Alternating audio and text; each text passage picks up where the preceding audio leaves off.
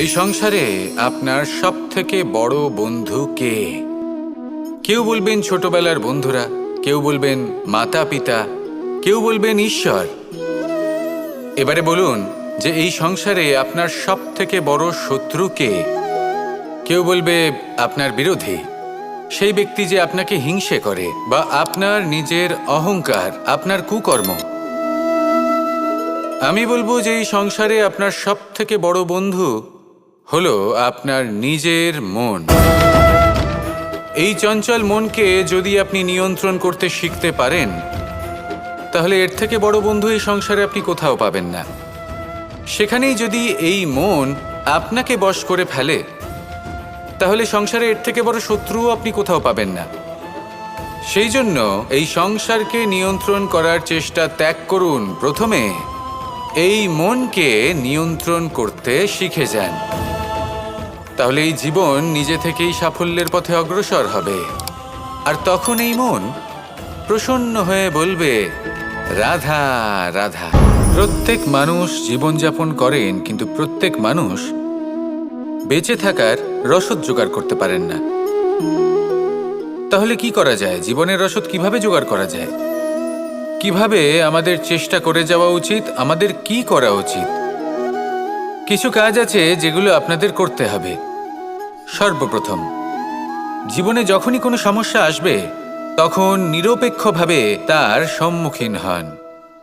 তা সে যে সমস্যাই হোক, সেটা সমাধান করার জন্য আপনাকে শুভ পথ নির্বাচন করতেই হবে।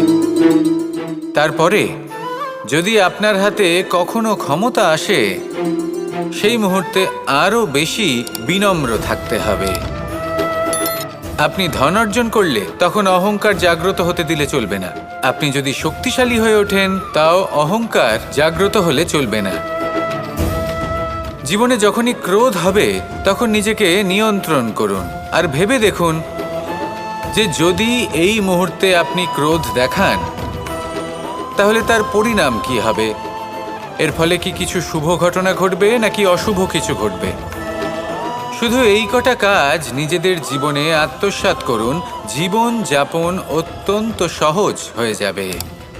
আসুন আমার সাথে ভালোবেসে বলুন, রাধা রাধা। এই সংসারে যদি আপনি শুভ কিছু অর্জন করতে চান, তাহলে দুটি পথ আছে। প্রথম হলো ধর্ম, আর দ্বিতীয় হলো কর্ম। কিছু ব্যক্তি এমন কথাও বলেন যে আমরা তো ধর্মের পথেই অগ্রসর ছিলাম, আমরা তো লক্ষ্যপ্রাপ্ত করতে পারলাম না, বরং আমাদের নিন্দা হলো। এবার এরকমটা ঠিক কেন হয়? এরকম এই কারণে হয়, কারণ দেখতে গেলে ধর্ম সবসময় আমাদের এমন পথ দেখায় যেটা আমাদের একটা শুভ লক্ষ্য প্রাপ্তিতে সাহায্য করে, কিন্তু সেই লক্ষ্যে আমাদের পৌঁছতে হবে নিজেদের কর্ম দ্বারা। যদি আপনি ধর্মের পথে অগ্রসর হয়ে থাকেন, তাহলে আপনাকে কর্মও করতে হবে। যদি ধর্মের পথে চলেন কিন্তু কর্ম না করেন, তাহলে লক্ষ্যপ্রাপ্তি হবে না। ঠিক সেইভাবেই যদি আপনি কর্ম করতে থাকেন কিন্তু ধর্মের পথে না চলেন, তাও লক্ষ্যপ্রাপ্তি হবে না। মনে রাখবেন যে ধর্ম এবং কর্ম হলো একটি মুদ্রার দুই পিঠের সমান। এদের নিজের জীবনে আত্মসাৎ করুন এবং অগ্রসর হন। এই সংসারের প্রত্যেক লক্ষ্য আপনার হবে।